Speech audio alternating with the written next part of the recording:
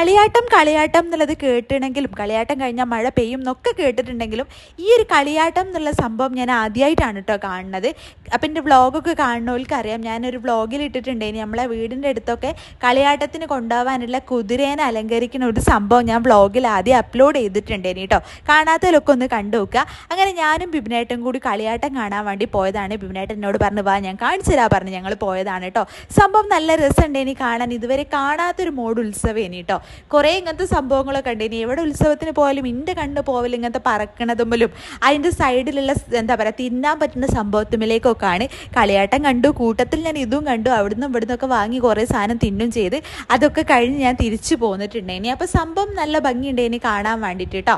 അപ്പോൾ കളിയാട്ടത്തിന് പോയാലും പോവാത്തവരൊക്കെ കമൻറ്റ് ചെയ്യുക. ബായ്. കളിയാട്ടം കളിയാട്ടം എന്നുള്ളത് കേട്ടിട്ടുണ്ടെങ്കിലും കളിയാട്ടം കഴിഞ്ഞാൽ മഴ പെയ്യും എന്നൊക്കെ കേട്ടിട്ടുണ്ടെങ്കിലും ഈ ഒരു കളിയാട്ടം എന്നുള്ള സംഭവം ഞാൻ ആദ്യമായിട്ടാണ് കേട്ടോ കാണുന്നത്. അപ്പം എൻ്റെ